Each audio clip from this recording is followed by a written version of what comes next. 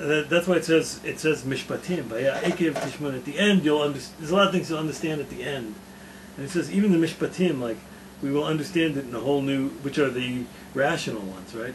Mm-hmm. But that's just that only appears that now. But when we really understand stuff, even the rational stuff will be in this whole spiritual level that you can't even comprehend today.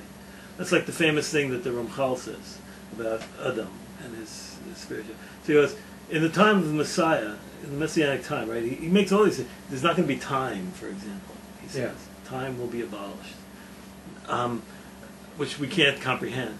And he says that.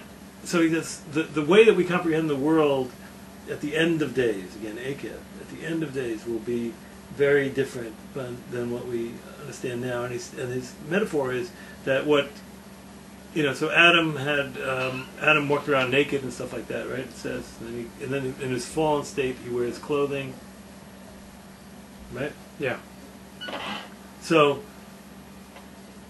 what to Adam was the physical. Yeah. Adam before the sin, before his chased out of Adam, was the physical world. Is to us the spiritual world. Yeah. And in the future, when we reach this next level of existence, this next plane of existence, we will comprehend in ways that we can't even imagine now. And that's what it means. Eikev tishmun. At the end, you will understand in that way that we can't understand now. Then, on the other hand, I'll give you a couple things, then we'll move on. Mm-hmm. Then Jose of Lublin goes in the opposite direction. So he says that that the Eikev is the root to hearing. There's a lot of deep truths. It's like one word. So what does that mean? Via Eikev tishmun. If you make yourself like you're under a boot, like you're underfoot. If you practice extreme humility, if you, to use Buddhist language again, because it's convenient, if you make yourself nothing, in the moment of self-annihilation, that's when all understanding happens. So when you're Eikev, vaya Eikev, if you are like on the ground, tishmu'un, that's when you'll understand. Right? It's like the famous story of the Noam Elimelech. They asked him when the Maggid died. He was the star student of the Maggid. He held his head when they water purified him before burying him. So they said, "What did you learn from the Maggid?" So he goes, "Nothing." So they say, "What? You were there for like 20 years. You were a star student, and that's what you have to answer. That you learned nothing." So he goes, "No. I learned to be nothing. It's only when you're nothing that you can begin to learn. When you come at knowledge with preconceptions, it's impossible to learn openly, right?" Right. I know, that's part of the chili shirt. See, yeah. I have to. Well, that's not why I wore it. I mean, I wore it because I was at work. I was in the hospital. I was writing, and I didn't go back to my house before here. But I'll admit, growing up, I had all these preconceptions about Latin America. Right? What did I know about Latin America? Zorro. Right. It wasn't very positive. Even living here in LA, And then, for business reasons, I was sent there a couple times this year, and it turned out to be this wonderful. I learned to speak Spanish. I got into the music. I got into everything. It's really a wonderful thing, and I would not, had I not chosen to encounter it, I would have missed out a very substantial part of cultural humanity. Yeah. So that's a good metaphor for this teaching here. That sometimes you can't go in and say, it's like one of the things that you hear a lot. If you do Kira, I spent a lot of years in the teaching world, in the Kira world, and stuff like that. It's easier to make a convert than to make a non-religious Jew religious. That's why, your rabbis were saying, all the non-Jews listen to him. Right. Yeah. But Jews won't listen. Tell them to shut the hell up. Yeah. Right. And that's a truth. Yeah. But it's a psychological truth, because people who grew up in secular Jewish homes. Let's switch chairs. I want maybe then get better volume with you. Ooh, I get to sit in Luke's chair. Yeah. Okay. Keep going. How do you like that? Oh, I feel like a new man.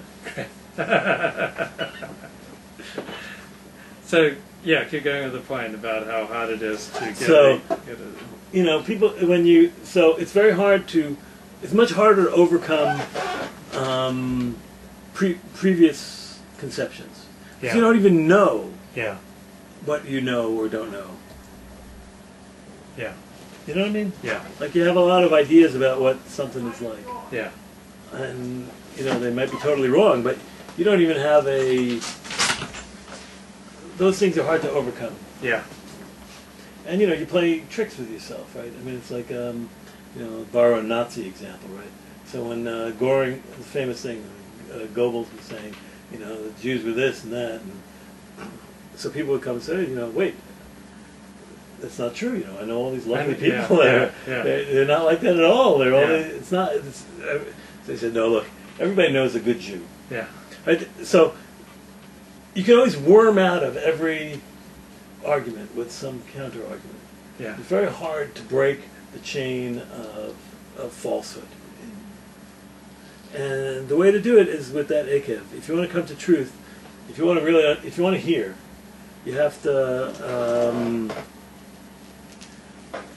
sometimes overcome your own. That's like what we said last week, right?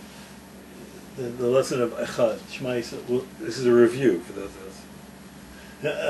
You know, the Shema Yisrael Hashem Elokeinu Hashem Echad. It's only God is everything. God, there's nothing else but God. Not even you. Not even. That's the hardest part. Like, you know, you think you're the center of the universe. Yeah. But it's not true. And that overcoming is where you get to hear.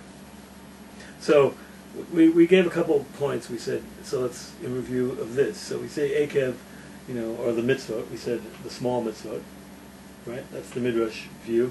And we talked a little about the value of. We gave a reading from the Sfat Emet of the value of small mitzvot. Yeah. And then we gave the approach that that Eikev is the journey.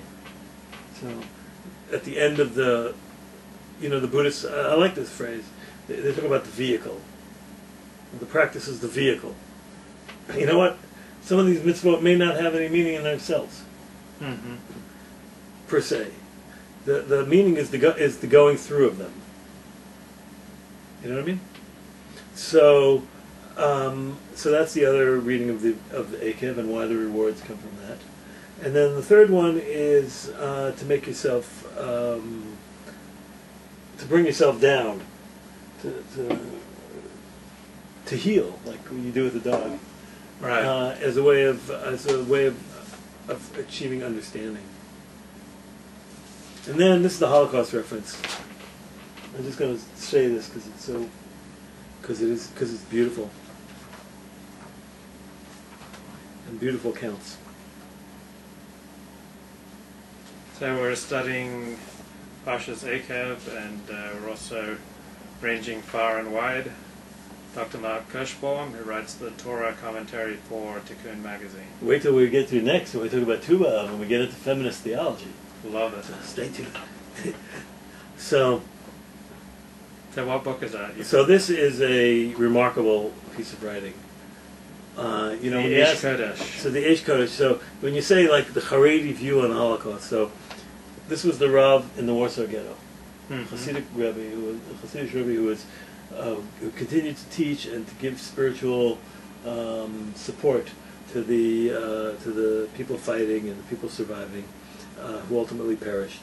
His son was killed in a raid, in an air raid, I believe, a year before, and he continued to go on until he himself was killed.